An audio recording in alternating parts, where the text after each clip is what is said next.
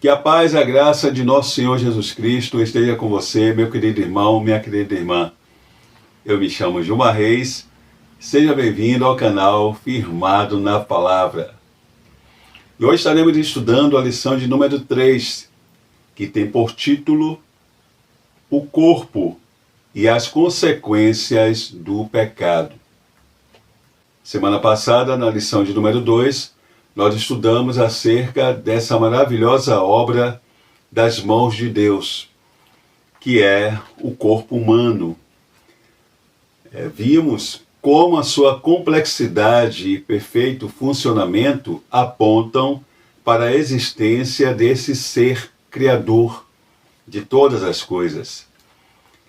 Esse ser que, ao mesmo tempo que é pessoal a nós, é transcendente. Afinal, nós não podemos compreender Deus de forma plena, de forma completa. E hoje nós vamos estudar acerca das consequências do pecado sobre o corpo. Essa obra maravilhosa de Deus que, por causa da desobediência do homem, sofreu consequências, efeitos do pecado. Nós sabemos que o homem ele foi criado à imagem conforme a semelhança de Deus, criado para amá-lo, para ter comunhão com ele, para obedecê-lo, refletindo sobre toda a criação o seu domínio, sendo também canal de bênção divina para as demais criaturas. Esse era o propósito de Deus para o homem, quando o criou. Entretanto, esse homem não foi criado autômato, sem vontade, sem pensar, sem capacidade de tomar decisão, não. Deus o criou com a capacidade de fazer escolhas, com liberdade para fazer escolhas, com liberdade para fazer ou não fazer, com liberdade para obedecer ou desobedecer, para amar ou não amar. Afinal, o amor que é livremente correspondido é um amor verdadeiro e moral. E o homem ele foi criado nessa condição. Deus ele deu livre-arbítrio ao homem. Então, o primeiro casal, Adão e Eva, ao serem criados, eles tinham a lei de Deus escrita em seus corações e tinham o poder de decisão. Eles tinham o poder de decidir se seguiam ou se transgrediam essa lei. Eles eram livres para decidir. Tanto que eles decidiram transgredi-la. Todos nós já conhecemos a história, sabemos que Deus, ele, ali no jardim, no meio do jardim, ele planta a árvore da vida e a árvore do conhecimento do bem e do mal. E o homem, mesmo tendo acesso a todas as árvores, a tudo aquilo que havia ali no jardim, exceto a árvore do conhecimento do bem e do mal, porque Deus disse a ele, olha, você pode desfrutar de tudo, todas as árvores você pode desfrutar. Inclusive ele tinha acesso à árvore da vida. Mas aquela árvore do conhecimento do bem e do mal, você não deve comer daquele fruto, porque no dia que comer você vai morrer. Certamente morrerás. Mas um homem, mesmo no Éden, em um jardim no Éden, a palavra Éden significa deleite, lugar de delícias, mesmo ali com um ambiente totalmente propício para ele viver, ele decide desobedecer. E seguindo aqui o textuário da lição, que está lá em Gênesis capítulo 3, versículo 19, diz assim: no suor do teu rosto comerás o teu pão, até que te tornes a terra, porque dela foste tomado, porquanto és pó, e em pó te tornarás. Gênesis capítulo 3, versículo 19. A terra que Deus havia criado com tantas coisas boas para o deleite do homem, é agora amaldiçoada por causa da desobediência do próprio homem. Ela não seria mais uma bênção para o homem como no princípio, por isso que ele teria que obter o seu sustento em meio à fadiga, a muita fadiga. Ele teria que trabalhar duro para ter o que comer. A terra não entregaria mais o seu fruto com facilidade, com tanta facilidade como acontecia no jardim. O homem agora tinha que cavar a terra, lavrá-la, suar muito para extrair alguma coisa daquele chão, daquela terra, daquele solo que havia sido amaldiçoado por Deus por sua culpa. Essa é a primeira consequência que aqui no texto áureo a gente já tira, do suor do teu rosto comerás o teu pão, ou seja, agora é com fadiga, com labor, com muito esforço. O seu corpo seria submetido a muito esforço. E isso se daria até o dia que ele retornasse para o pó, porque aí vem a segunda consequência, Deus disse que ele haveria de fazer isso até tornar ao pó, até tornar a terra, porque ele era pó, e para o pó iria retornar. Interessante que Deus aqui aponta para o homem que ele teria uma finitude, ou seja, aponta a questão da morte física. Morte é separação que haveria agora entre o corpo, entre a parte material e a parte imaterial, entre o corpo, o espírito e a alma. Nós sabemos que o homem ele não foi criado para morrer. O homem ele não é um ser eterno, porque a eternidade é um atributo exclusivo de Deus, que é um ser incriado, ou seja, que não teve nem início e nem tem fim. Deus é um ser eterno. Não teve início nem fim, não foi criado. Mas o homem ele teve um princípio, ele teve um início. Ele é um ser criado. Entretanto, foi criado por Deus não para morrer. E nós entendemos que a árvore da vida seria a sua fonte de renovação orgânica, com base no que está lá em Gênesis capítulo 3, versículo 22, que ele vai ser, depois de toda a sentença, ele ainda vai ser privado de ter acesso à árvore da vida, justamente para não viver eternamente na condição caída.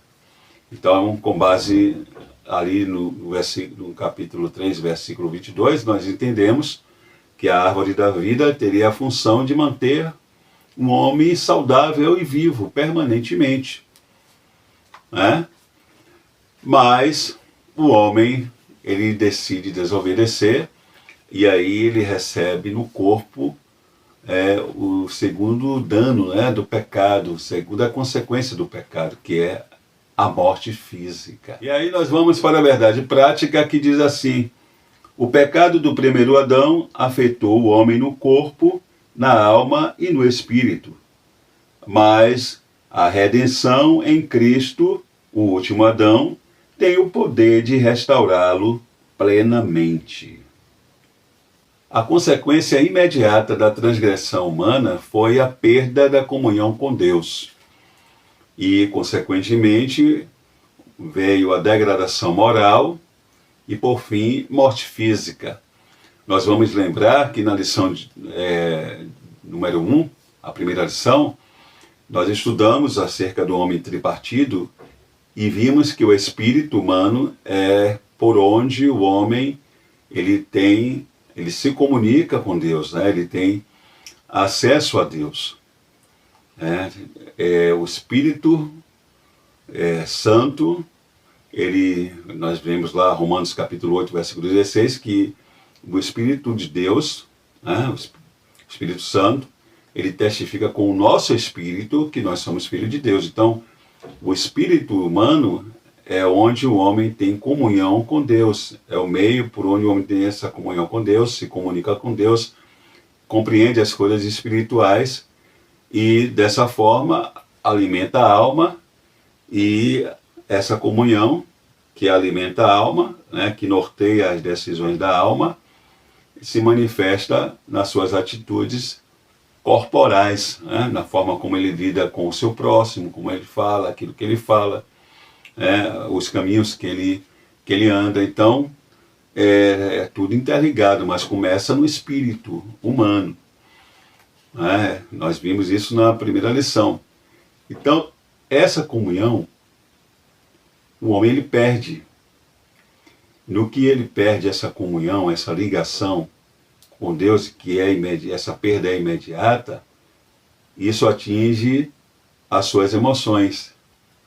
Porque o que foi que o homem ele sentiu de imediato? Vergonha, culpa, vergonha e medo. Cessou ali a comunhão com Deus, aquela comunhão plena, perfeita com Deus, que é alcançada pelo espírito humano, que Zacarias capítulo 12, versículo 1 vai dizer que é Deus que forma no homem o espírito humano, que é por onde ele tem essa comunicação com ele, cessa, e a primeira logo a ser atingida é a sede das suas emoções.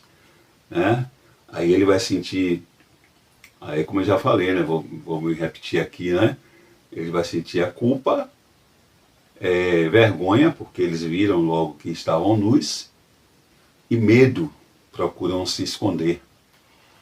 Então, a parte imaterial do homem, a espiritual, ela logo atingida, há essa morte, aquilo que nós chamamos de morte espiritual, porque é uma morte. A palavra morte significa separação. Há uma separação de Deus. E, paulatinamente, o homem vai sentir esses efeitos dessa falta de comunhão com Deus, dessa perda, que ele tem de Deus no seu corpo, porque, é claro, nós sabemos que o casal não morreram ali no mesmo dia, fisicamente, mas paulatinamente começa a degenerar, o corpo entra em um processo de degeneração. Nós sabemos que Adão viveu 930 anos, mas teve o fim. Até porque, como nós já vimos, nós já falamos, eles, depois da sentença, eles são privados da árvore da vida. E o próprio Deus disse que iria privá-los para que eles não comessem e vivessem eternamente naquele estado caído. Então foi a consequência imediata foi no espiritual, e vem se refletindo, no material. E aqui, na verdade prática, diz que o pecado do primeiro Adão afetou o homem, como nós já falamos aqui, no corpo, na alma e no espírito, mas a redenção em Cristo, o último Adão, tem o poder de restaurá-lo plenamente. E isso foi anunciado por Deus logo ali. Deus, depois de dar a sentença, ele dá também, ele anuncia que haveria restauração. O proto-evangelho, que a gente chama do proto-evangelho, Gênesis 3,15, ele anuncia que da semente da mulher nasceria um varão que esmagaria a cabeça da serpente. Então ali é anunciado logo ali ao casal, os representantes da humanidade, que eles iriam sofrer as consequências da desobediência, do pecado, mas que haveria restauração, haveria possibilidade de restauração. E aí nós vamos ler lá Romanos, para enfatizar essa questão, Romanos capítulo 5, versículo 18 e 19, que diz assim: pois assim, por uma só ofensa, veio o juízo sobre todos os homens, para a condenação. Assim também, por um só ato de justiça, veio a graça sobre todos os homens para justificação de vida. Porque, como pela desobediência de um só homem, muitos foram feitos pecadores, assim, pela obediência de um, muitos serão feitos justos. E quem é esse um? Jesus Cristo, o segundo Adão.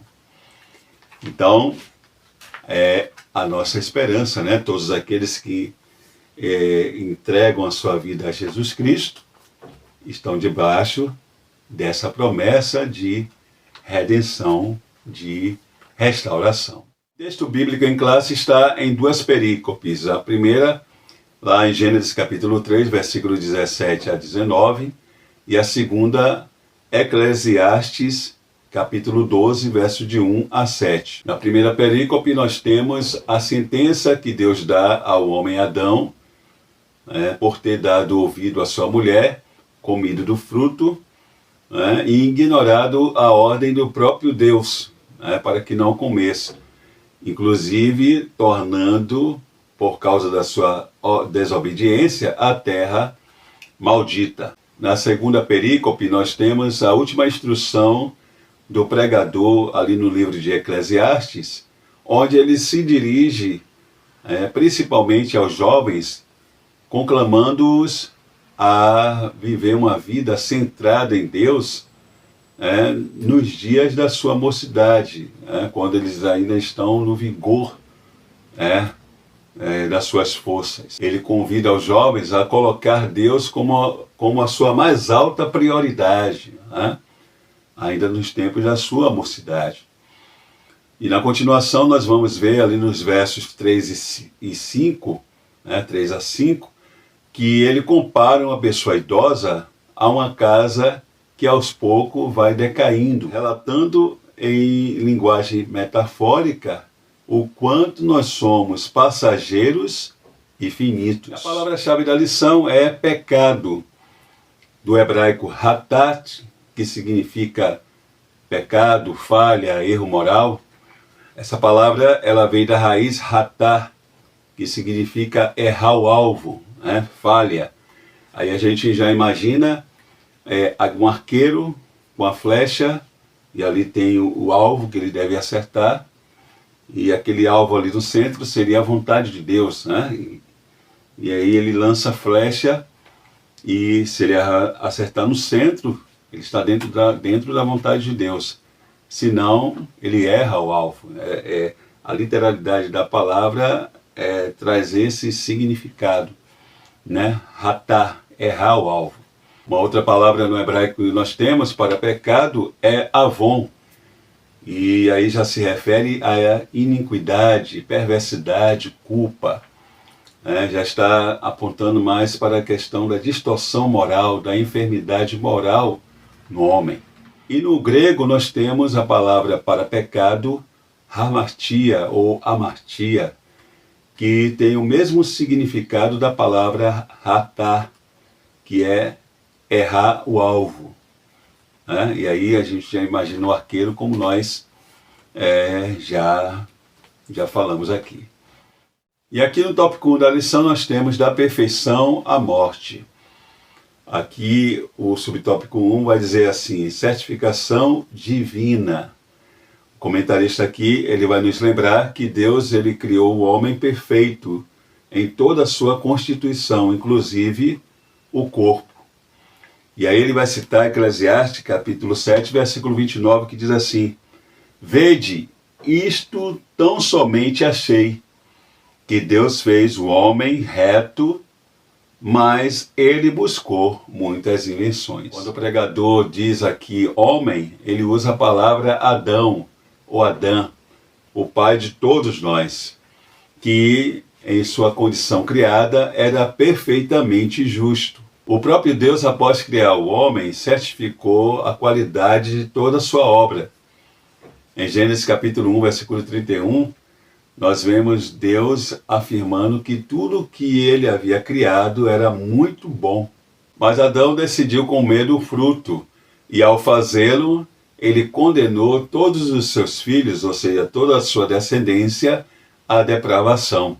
Essa é a doutrina bíblica do pecado original, que prova que Deus não pode ser culpado pelo pecado da raça humana. E aqui no subtópico 2, o comentarista vai falar sobre o pecado e dor, onde ele vai ressaltar que o bem-estar que o homem desfrutava era proveniente da vida que ele havia recebido de Deus e que fluía por todo o seu ser.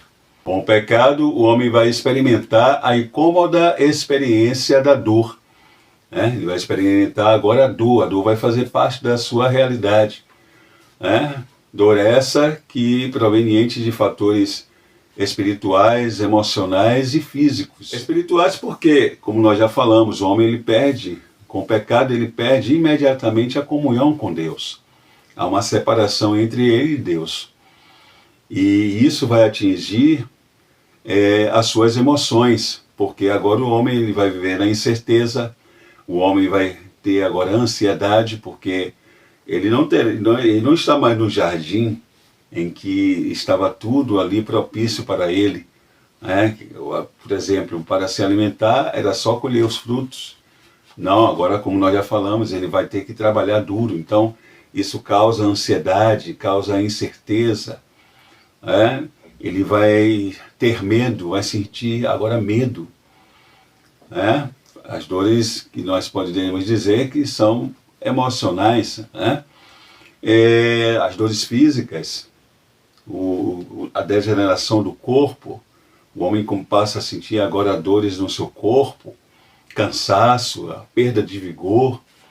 Então são as dores nessas dimensões que o homem ele vai agora ter que conviver por causa da sua desobediência.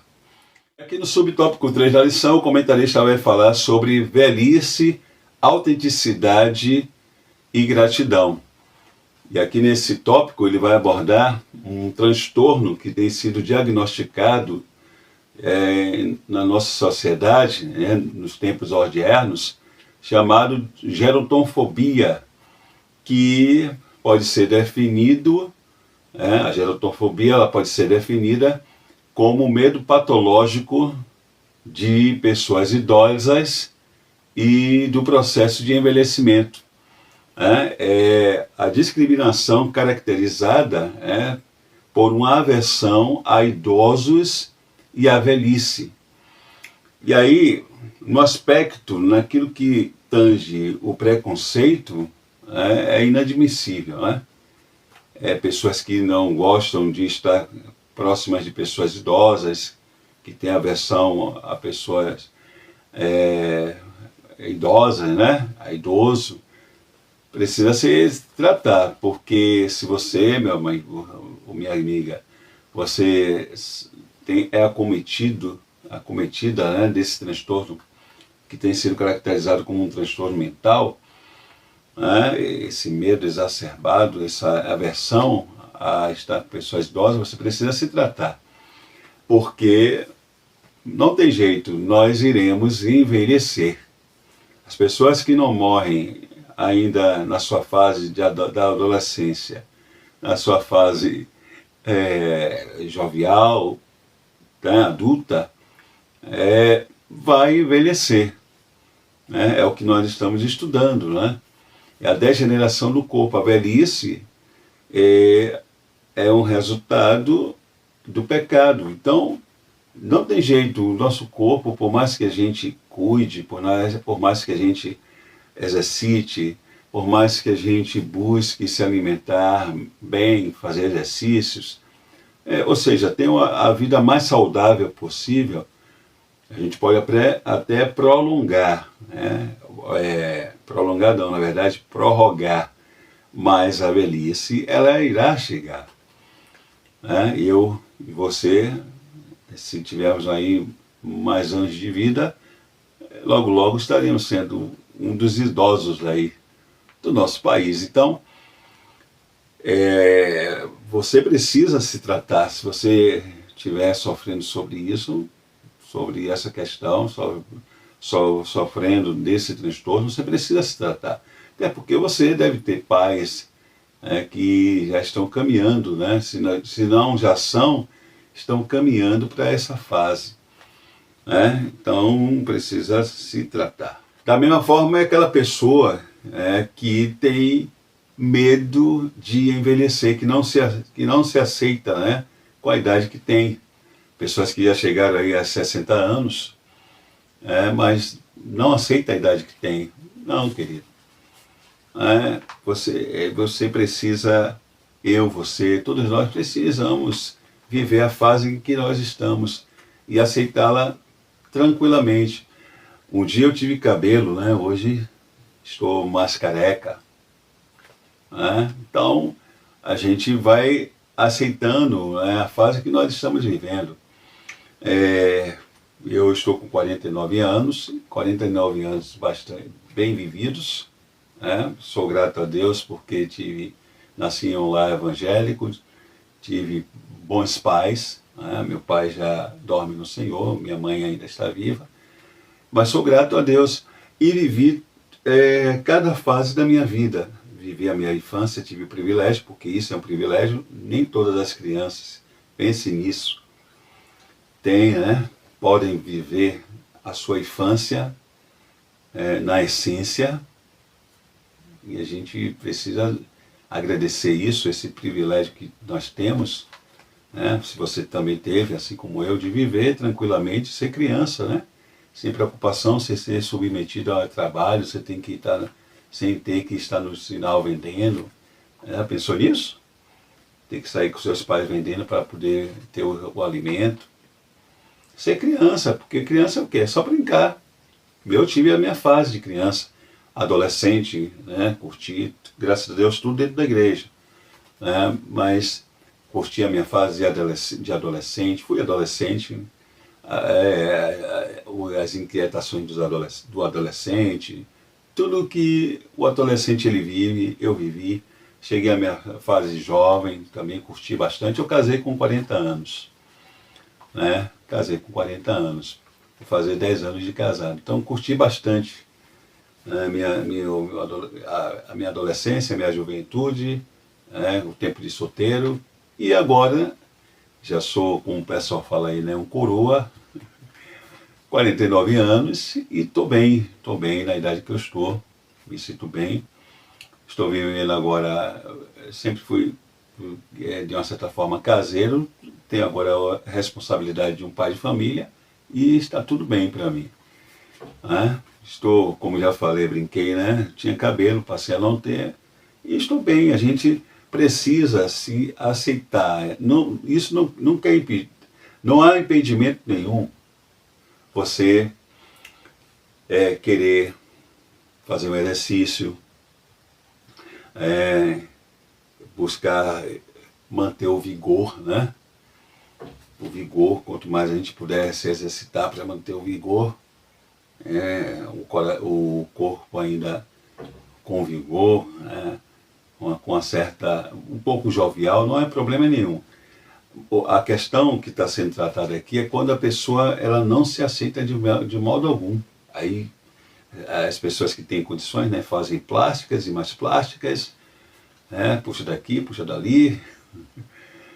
Mas vai chegar um momento que não adianta. A idade ela vai se manifestar de uma forma que não vai ter como esconder. Pintar cabelo e tal. Nós até entendemos as mulheres, até incentivamos as nossas esposas, não tem problema nenhum pintar o cabelo, mas tem que entender que em determinado momento a velhice vai se acentuar, vai se manifestar de forma que não vai dar para esconder. Então melhor é nós vivermos as fases da vida, com a intensidade que se deve, claro, lembrando que nós somos cristãos, mas com a intensidade que se deve, com as responsabilidades de cada fase, de cada idade, com aquilo que se deve buscar em cada etapa, para quando nós chegarmos na velhice, nós só agradecermos, agradecermos a Deus né? Porque chegamos, imagine, quantas pessoas queriam chegar a 49 anos, né? E estando bem, podendo entrar, sair, falar, realizar coisas ainda, a mente ainda bastante aguçada, né? Memória boa. Quantas pessoas queriam estar aí na idade de seus pais, dos meus pais, no caso da minha mãe, 76 anos. Então, se estamos envelhecendo, busquemos envelhecer da melhor maneira possível, fazendo coisas que realmente venham a agradar a Deus, né? E também proveitosas, né? Para deixar aí para a nova geração. Mas fique tranquilo com a idade que você tem, né? Fique tranquilo com a idade que você tem.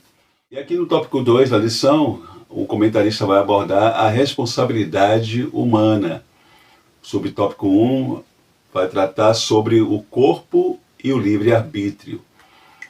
E aí o comentarista ele vai iniciar lembrando que, apesar do pecado ter maculado, ter manchado, desfigurado a imagem e a semelhança de Deus no homem, não a aniquilou. O pecado não a aniquilou.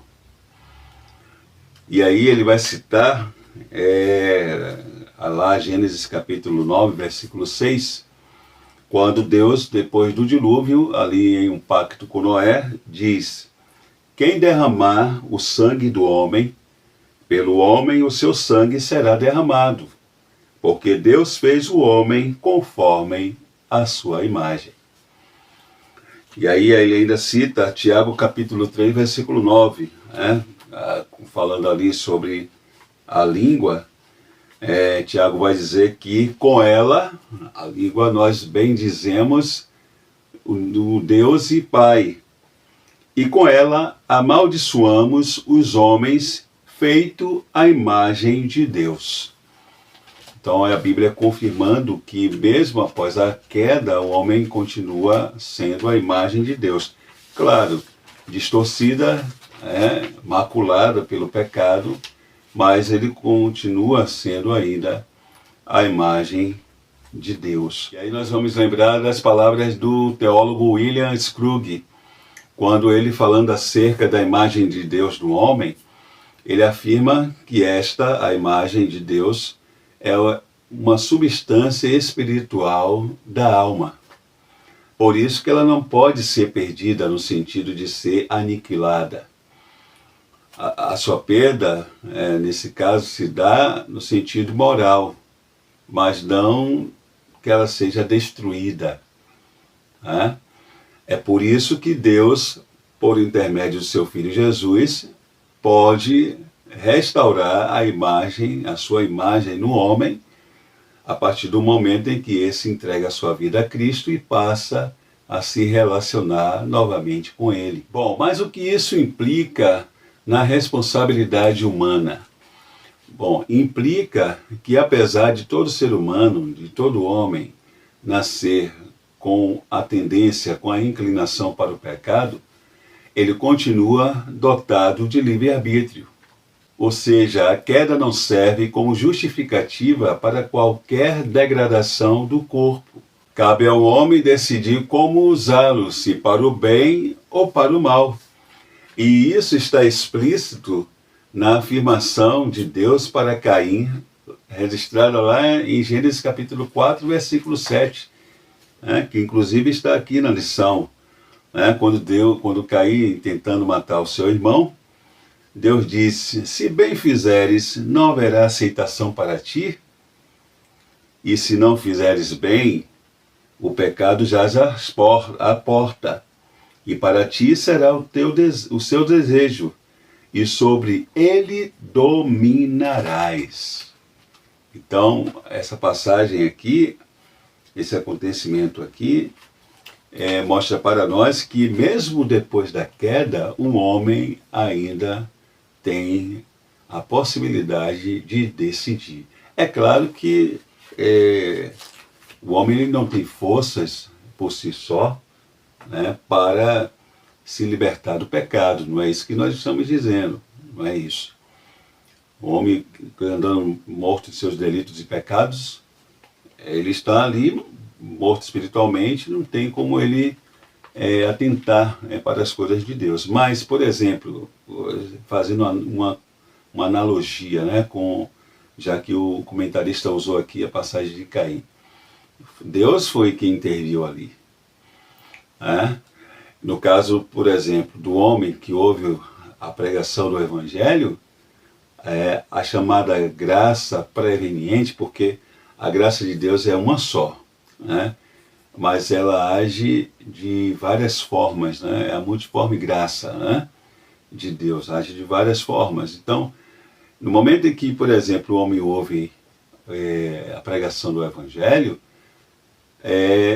ele é habilitado, no seu livre-arbítrio, a atentar, né, e a decidir em relação a Cristo, né, em direção a Cristo.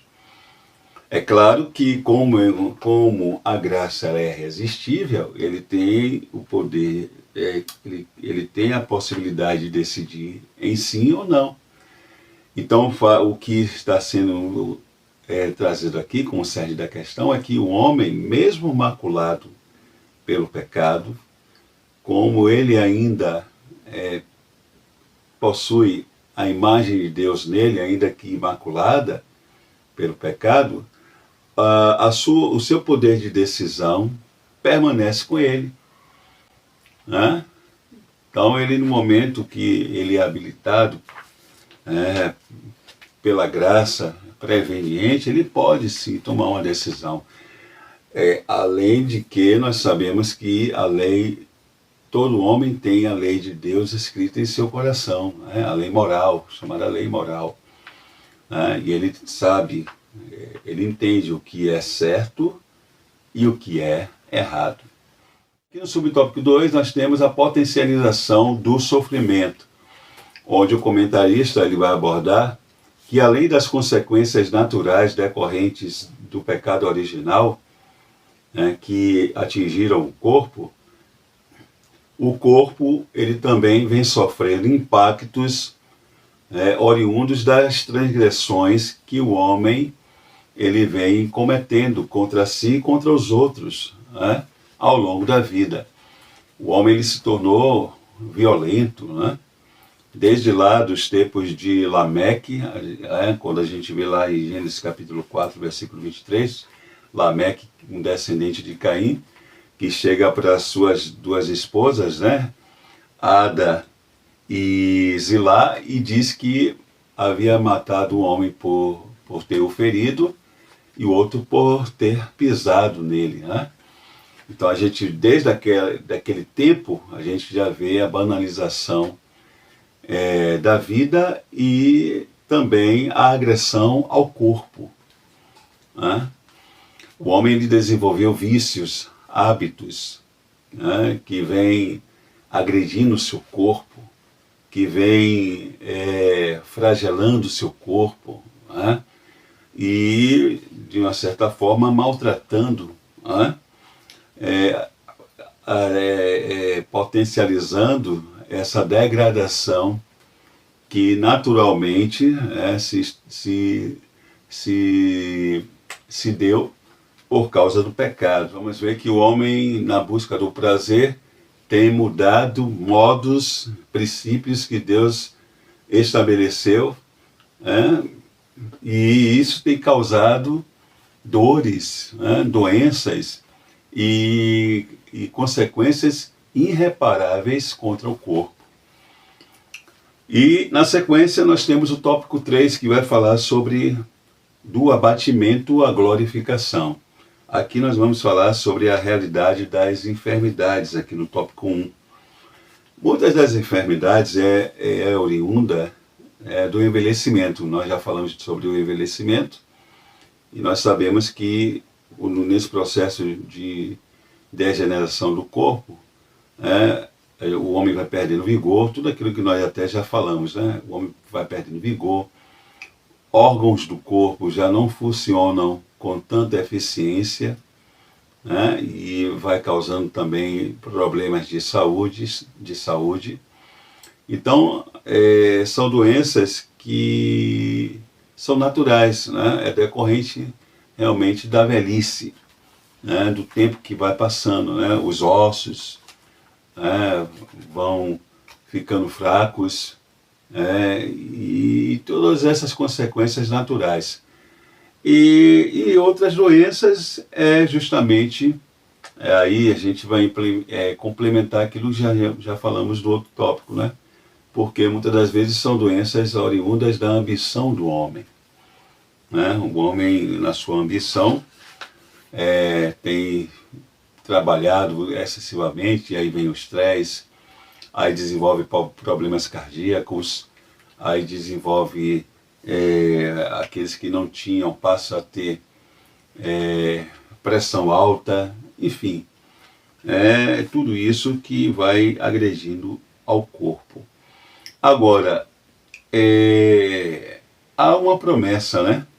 Como nós sabemos, há uma promessa, que é isso que nós aguardamos, né? Para nós cristãos, nós sabemos que nós não estamos isentos de nada disso, né? Do envelhecimento, de também adquirirmos alguma enfermidade, principalmente oriunda do envelhecimento, mas de uma coisa nós temos certeza e aguardamos, é da promessa que há para o nosso corpo. O corruptível se revestirá do incorruptível, né? Há uma promessa, como nós já falamos até em outros vídeos, para esse corpo de ressurreição, ainda que nós, né, viemos passar pela morte, mas iremos ressuscitar em um corpo transformado e glorificado.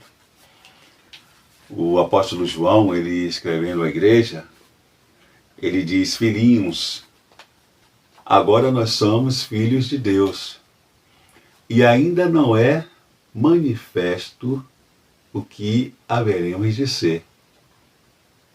Mas sabemos que quando ele se manifestar, seremos semelhantes a ele.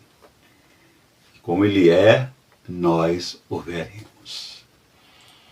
Então, nós estamos no processo de santificação, de aperfeiçoamento, ao mesmo tempo que nós estamos estudando sobre esse corpo, né? O corpo físico, nós sabemos que o homem interior está se renovando a cada dia,